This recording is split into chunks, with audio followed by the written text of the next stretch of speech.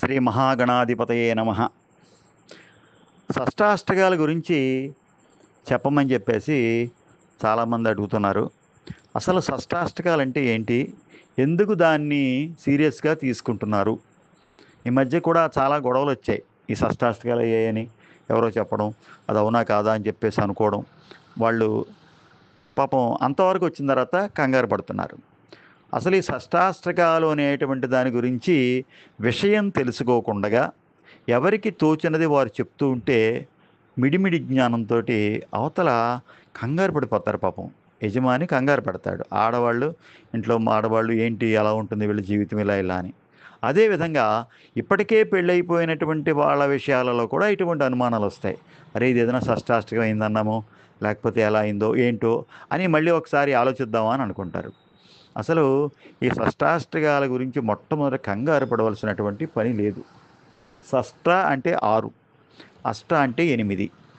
జాతకంలో ఈ వివిధ వధూవరుల జాతక పరిశీలన చేసినప్పుడు దీన్ని తెలంగాణ ప్రాంతాల్లో అయితే మేళాపకము అంటారు, మన ఆంధ్రాలో అయితే వధూవరుల జాతక పరిశీలన అంటారు. సరే, ఎవరికి తోచింది వాళ్ళు ప్రస్తావిస్తారు. ఎప్పుడు కూడా చాలామంది అంటూ ఉంటారు, భరణి నక్షత్రం పడుతుందా అండి కృత్తిక్కి అని అడుగుతారు. అంటే ఆ చెప్పేటువంటి వాడికి ఎంత ఇబ్బందిగా ఉంటుందంటే అండి, అసలు చాలా ఇబ్బంది. ఎందుకో చెప్తున్నాను చూడండి. ఉదాహరణకి ఓ నక్షత్రం వాళ్ళని అడుగుతారు, ఇది పడుతుందా అంటే, పడుతుంది అని వీడు పొరపాటున అన్నాడు అనుకోండి, రేపు ప్రొద్దున ఏదైనా ప్రాబ్లం వచ్చిందనుకోండి, పలానా సిద్ధాంత్ గారు చెప్పారండి పడుతుందని చెప్పేసి, చాలా పెద్ద పేరు ఉంది ఆయనకి ఇలా అసలు అసలు అసలు అడిగే విధానం అది కాదు.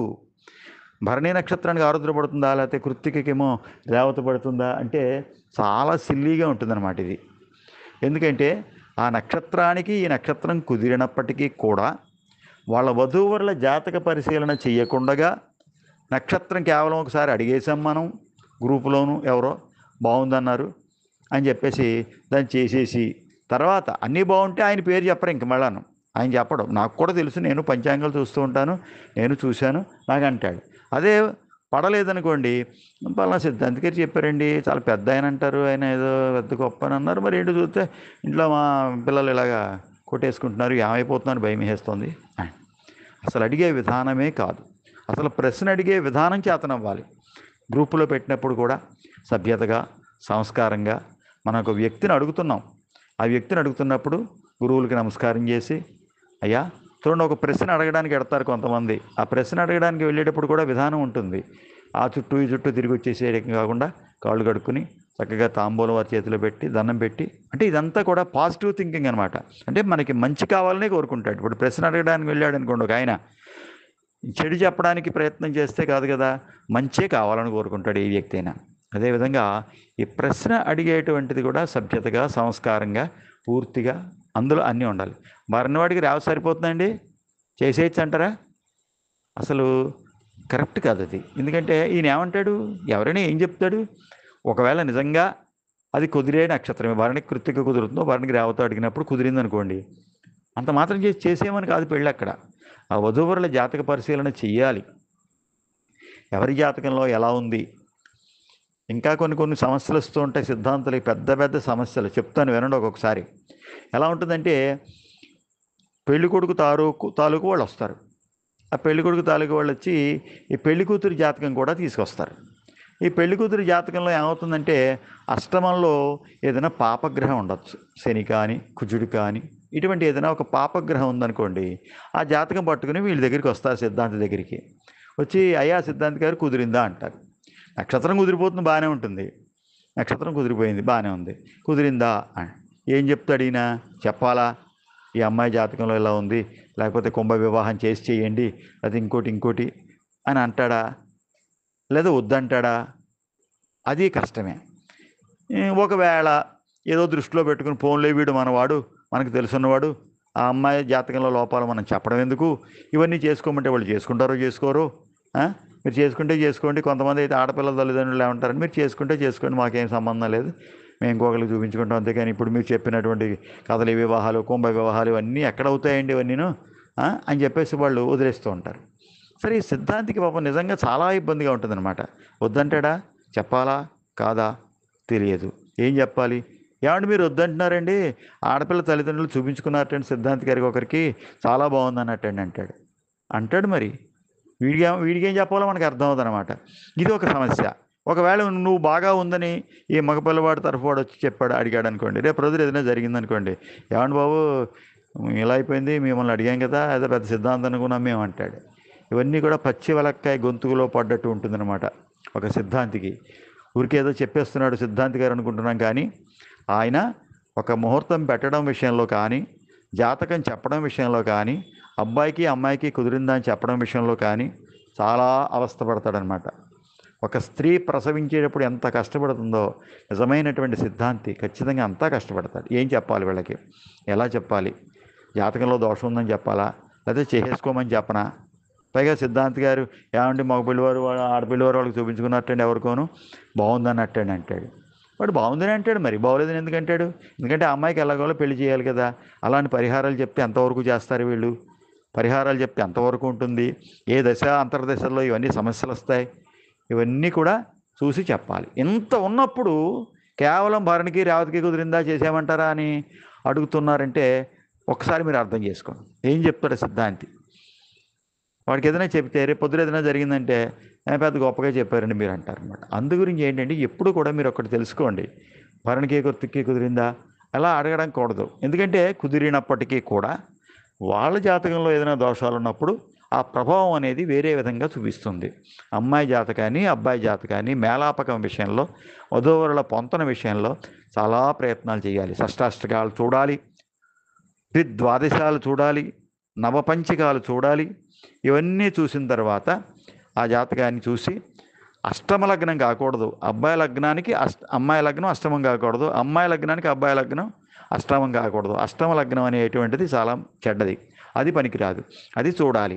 ఇవి కాక వాళ్ళ జాతకం రెండూ పరిశీలించినప్పుడు కంగారు పడతారు, పెళ్లికి ముందు కంగారు పడతారు, పెళ్ళైన తర్వాత చాలా పడిపోతున్నారు. అది చెప్పడం కోసమే పాపం ఈ సిద్ధాంతి చాలా చాలా ఇబ్బంది పడతాడు. వాళ్ళిద్దరి జాతకంలోనూ కూడా రవి ఎక్కడున్నాడు, ఈ అమ్మాయి జాతకంలో రవి ఎక్కడున్నాడు, ఆ స్థానానికి అధిపతి ఎవరు రాసుకుంటాడు.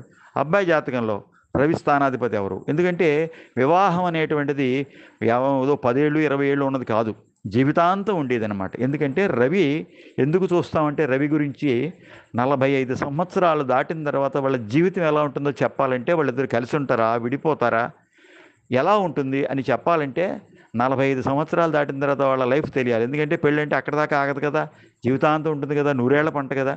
అంచేత రవి యొక్క స్థానాధిపతులు మిత్రత్వం ఉందా శత్రుత్వం ఉందా, అలాగే చంద్రుడు వీళ్ళ మనోభావాలు ఎలా ఉంటాయి. ఈ కుర్రాడనే ఇల్లు కొంటానంటే బాబాయ్ కారు నువ్వు కాదు కారు కొనాలి, ఇద్దరు దెబ్బలాడుకోవడం, అలా కాకుండా ఇలా కాకుండా చిన్న చిన్నవి అయితే పర్వాలేదు. అంచేత వీళ్ళ మనస్తత్వాలు ఎలా ఉన్నాయి అనేటువంటిది తెలియాలంటే చంద్రుడి యొక్క స్థానం అధిపతి ఎవరు, అమ్మాయి జాతకంలో ఎవరు అబ్బాయి జాతకంలో ఎవరు, వాళ్ళిద్దరికీ మిత్రత్వం ఉందా శత్రుత్వం ఉందా. శుక్రుడి గురించి చూడాలి, శుక్రుడు స్థానాధిపతి ఎవరు, కుటుంబం ఎలా ఉంటుంది, అసలు ఈ కుటుంబం ఎలా ఉంటుంది, వీళ్ళ ఇటు వియ్యాలారు ఆ వియ్యాలారు ఎలా ఉంటారు, అసలు కలుస్తారా.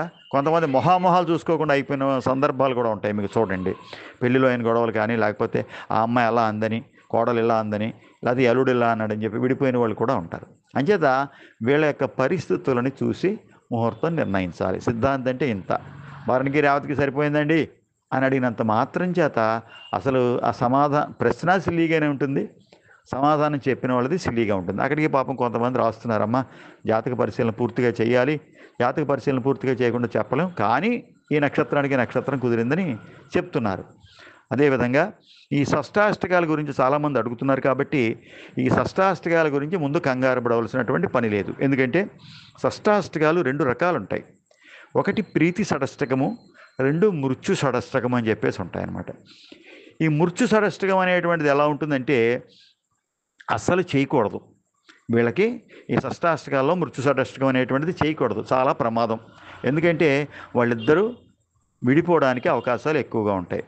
లేదా ఒక్కొక్కచో ఒకానొకచో 1000లో 1 ప్రియుడు మోజులో పడి భర్తని చంపేసినటువంటి స్త్రీ, ఇలాంటివి మనం చూస్తూ ఉంటాం అక్కడక్కడ. ఇవన్నీ జరుగుతాయని కాదు, ఎక్కడో 1000కో 2000కో ఒకటి ఉంటాయి. అంటే వీళ్ళ వల్ల వాళ్ళకి కానీ వాళ్ళ వీళ్ళకి కానీ, ఇటు అతను భార్యని చంపేయడం లేకపోతే ఇంకొక రకంగా చేయడం రకరకాలు చూస్తున్నాం. అలాంటిది ఒకానొకచో జరగచ్చు ఒకానొక టైంలో. అది కూడా ప్రతిదీ కూడా దశ అంతర్దశల్ని పరిశీలించాలి. ప్రతి గ్రహం కూడా వీలైనంత వరకు తన దశాంతర దశలలో ఫలితం ఇస్తుంది. ఈ దశాంతర దశల్లో కూడా ప్రతి గ్రహానికి కూడా 3 సమయాలు ఉంటాయి. 3 పార్ట్ల కింద విడగొట్టాలన్నమాట. కొన్ని గ్రహాలు మొదట్లో ఇస్తాయి, కొన్ని గ్రహాలు మధ్యలో ఇస్తాయి, కొన్ని గ్రహాలు లాస్ట్లో ఇస్తాయి. ఉదాహరణకి గురుడు ఉన్నాడు అనుకోండి, గురుడు పెద్ద గ్రహం. ఆ గురుడు ఎప్పుడు కూడా whether it is good or bad, మంచి అయినా చెడ్డ అయినప్పటికీ కూడా తాను ఎంటర్ అయిన వెంటనే ఇవ్వడం రిజల్ట్ లాస్ట్లో ఇస్తాడనమాట. వెళ్ళిపోయే ముందు ఒక 4 ఏళ్ళో 3 ఏళ్ళో ఆ సమయంలో ఇస్తాడు. అది మంచి అయినా చెడ్డైనా ఇచ్చేసి వెళ్ళిపోతాడనమాట. అదేవిధంగా ఇవన్నీ చూసి మనం చెప్పాలి. ఇప్పుడు మృత్యు షష్ఠకం అంటే మేషం కన్య, మిథునం వృశ్చికం, సింహం మకరం, తుల మీనం, ధనుస్సు వృషభం, కుంభం కర్కాటకం. ఇవన్నీ కూడా మృత్యు షష్ఠకాలన్నమాట. ఇవి కనుక ఎవరైనప్పటికీ కూడా వివాహానికి ముందు మీ అమ్మాయికి అబ్బాయికి పెళ్లి చేయకుండా షష్ఠాష్టకాలు వచ్చాయని మీరు లెక్క పెట్టుకున్నప్పుడు ఇవి కనుక ఉంటే వదిలేయండి, ఎట్టి పరిస్థితుల్లో వదిలేయండి.